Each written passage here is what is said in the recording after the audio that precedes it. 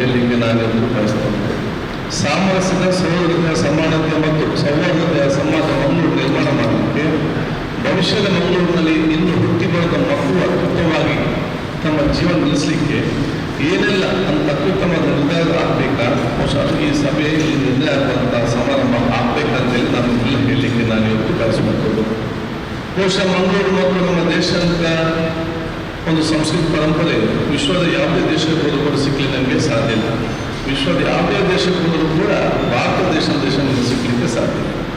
ಈ ಒಂದು ಪವಿತ್ರವಾದ ಮತ್ತು ಈ ಒಂದು ಅತ್ಯಂತ ಪ್ರಾಕೃತಿಕ ಮತ್ತು ಸೌಂದರ್ಯದ ಒಂದು ಸಮಾಜದಲ್ಲಿ ಅದು ಕರಾವಳಿ ಪ್ರದೇಶ ನಮಗಿರುವುದು ದೊಡ್ಡೊಂದು ವಿಚಾರ. ಯಾಕೆ ಇಲ್ಲಿ ಏನು ಕೊರತೆ ಇಲ್ಲ. ಶಿಕ್ಷಣ, ಧಾರ್ಮಿಕ ಕೇಂದ್ರ, ಬೀಚ್ ರಿಸಾರ್ಟ್, ನಮ್ಮ ವಿವರ್ಗ ರಿಸಾರ್ಟ್ ಇರಲಿ, ಪಶ್ಚಿಮ ಘಟ್ಟ ಇರಲಿ, ಎಲ್ಲ ಏನೆಲ್ಲ ಬೇಕು ಎಲ್ಲ ರೀತಿ ಬಹುಶಃ ನಮ್ಮ ಜಿಲ್ಲೆಯಲ್ಲಿ ನಮಗೆ ದೇವರು ಒದಗಿಸಿಕೊಟ್ಟಿದ್ದಾನೆ.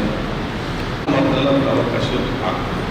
ಅದಕ್ಕೆ ಸಾಮರಸ್ಯದ ಒಂದು ಸಮಾಜ ನಿರ್ಮಾಣ ಮಾಡಿ, ಇದರಲ್ಲಿ ಸಾಮರಸ್ಯದ ಇಲ್ಲ ಅಂತ ಕೆಲವೊಂದು ಬಂದಾಗ ಆ ಸಾಮರಸ್ಯ ನಾವು ಬೆಸೆದುಕೊಳ್ಳುವಂಥ ಒಂದು ಕೆಲಸ ಕಾರ್ಯಗಳಿಗೆ ಹೇಗೆ ಹಾಕಬೇಕಂತೆಲ್ಲ ನಾವು ಚಿಂತನೆ ಮಾಡುವಂಥದ್ದು. ಯಾವುದೇ ಒಂದು ಸಾಮರಸ್ಯ ಕೂಡ ಭಿನ್ನಾಭಿಪ್ರಾಯ ಇಲ್ಲದೆ ಸಾಮರಸ್ಯ ಮಾಡಲಿಕ್ಕೆ ಸಾಧ್ಯ ಇಲ್ಲ. ಭಿನ್ನಾಭಿಪ್ರಾಯ ದೂರ ಇಟ್ಟು ನೀವು ಚರ್ಚೆ ಮಾಡೋದು ಬೇಡ, ನೀವು ಬೇಡ ಅದನ್ನು ಬದುಕಿಟ್ಟು ನಾವು ಮಾತಾಡೋದಿಲ್ಲ ಅಂತ ಹೇಳಿಕೊಂಡ್ರೆ ಯಾರು ಕೂಡ ಸಾಮರಸ್ಯ ನಿರ್ಮಾಣ ಮಾಡಲಿಕ್ಕೆ ಸಾಧ್ಯ.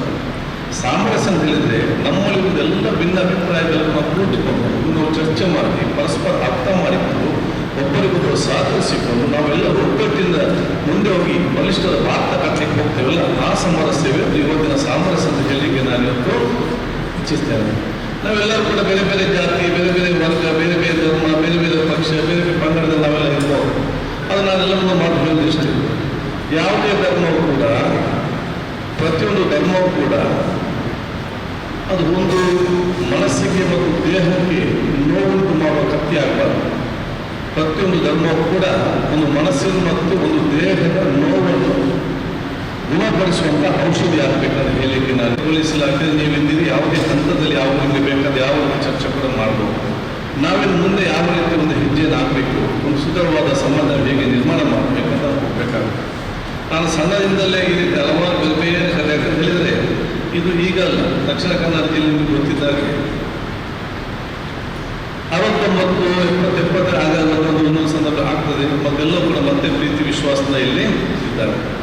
ಮಾಧ್ಯಮದಲ್ಲಿ, ಪೇಪರ್ನಲ್ಲಿ, ದೂರದಲ್ಲಿ ನಿಂತು ನೋಡುವವರಿಗೆ ಇಲ್ಲಿ ಏನೋ ದೊಡ್ಡ ಮಟ್ಟ ಸಮಸ್ಯೆ ಇದೆ ಅಂತ ಭಾವನೆ ಇದೆ.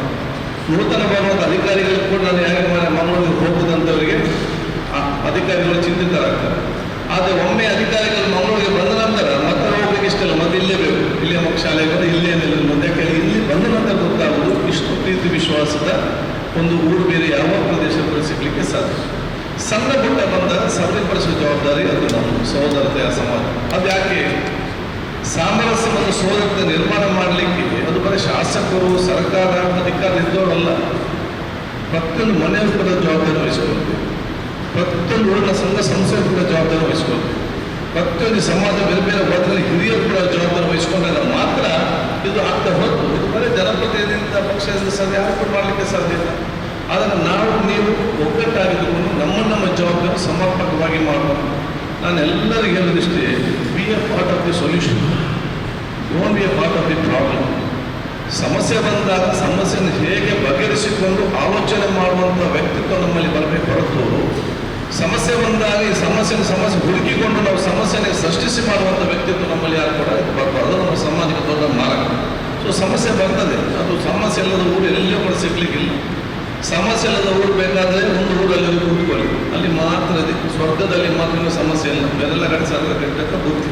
ಇದನ್ನು ಹೇಗೆ ಬಗೆಹರಿಸಲು ಬೇಕಂತ ನಮ್ಮ ಇವತ್ತು ವ್ಯಕ್ತಿತ್ವ ಇರುವಂಥದ್ದು ಅಂತ ದೊಡ್ಡ ಮಟ್ಟದ ಎಲ್ಲ. ಯಾಕೆಂದ್ರೆ ಹೇಳಿದರೆ ಇವತ್ತು ಅಂಬಾಸಿಡರ್ ನಮ್ಮ ಪೀಸ್ ಶಾಂತಿ ಸೋದರತೆ ಅಂಬಾಸಿಡರ್ ಆಗಿ ತಾವಲ್ಲಿ ಒಂದು ರಾಯಭಾರಿಗಳಾಗಿ ತಾವೆಲ್ಲಿ ಬಂದಿದ್ದೀರಿ. ಇಲ್ಲಿಂದ ನಾವು ಚರ್ಚೆ ಮುಂದೆ ಹೋದಾಗ ನಿಮ್ಮ ಪ್ರದೇಶದಲ್ಲಿ, ನಿಮ್ಮ ಏರಿಯಾದಲ್ಲಿ, ನಿಮ್ಮನ್ನು ಎಲ್ಲಿ ಸಾಧ್ಯತೆಯಾ ಅಲ್ಲಿ ಸಾಮರಸ್ಯ, ಸೋದರತೆ ನಿರ್ಮಾಣ ಮಾಡಿ ತಮ್ಮದಾದ ಕೆಲಸಕ್ಕಾದಂಥ ಅವಲ್ಲ ಇವತ್ತು ಮಾಡಬೇಕಂತ ನಾನು ನಿಮ್ಮ ಕಳಕಳಿಯಿಂದ ನಾನು ಕೇಳಲಿಕ್ಕೆ ನಾನು ಇವತ್ತು ಬಯಸ್ತೇನೆ. ಬಹುಶಃ ಇವತ್ತು ನಮ್ಮೆಲ್ಲ ಮಂತ್ರಿಗಳಿಗಿರಲಿ, ಶಾಸಕ ಮಿತ್ರರಲ್ಲಿ ಎಲ್ಲರಿಗೂ ಕೂಡ ನನ್ನ ವಿಶೇಷವಾದ ನನ್ನ ಸಲ್ಲಿಸಿಕೊಂಡು ತಾವೆಲ್ಲರೂ ಕೂಡ ಚರ್ಚೆ ಮಾಡ್ತೀರಾ.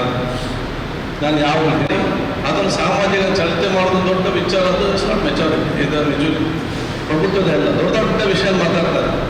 ಅದಲ್ಲ, ಸಣ್ಣ ಸಣ್ಣ ವಿಷಯವನ್ನು ಅರ್ಥ ಮಾಡಿಕೊಂಡು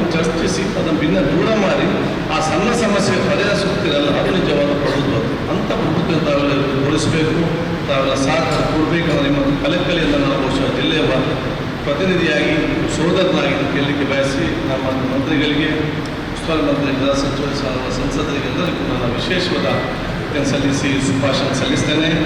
ಅಭಿವೃದ್ಧಿಯ ಮಂಗಳೂರು ಮತ್ತು ಬಲಿಷ್ಠವಾದ ಕರ್ನಾಟಕ ಮತ್ತು ಬಲಿಷ್ಠವಾದ ಭಾರತ ಕಟ್ಟಲಿಕ್ಕೆ ನಾವೆಲ್ಲರೂ ಕೂಡ ಜೊತೆಯಲ್ಲಿ ಮುಂದೆ ಹೋಗುವ. ನಾವು ಜೊತೆಯಲ್ಲಿ ಮುಂದೆ ಹೋಗುವ ಸಂದರ್ಭದಲ್ಲಿ ಯಾರಿಂದ ಹೊಂದಿದ್ದಾನ ಅವನ ಕೈ ಹಿಡಿದು ಮುಂದೆ ಜವಾಬ್ದಾರಿ ಎಲ್ಲ ಹಮ್ಮಿಕೊಳ್ಳುವ ಅಂತ ಹೇಳಿಕೊಂಡು ಮತ್ತೊಮ್ಮೆ ಆಶೀರ್ವಾದ ಬೇಡಿಕೊಳ್ಳುತ್ತೇನೆ. ನಮಸ್ಕಾರ.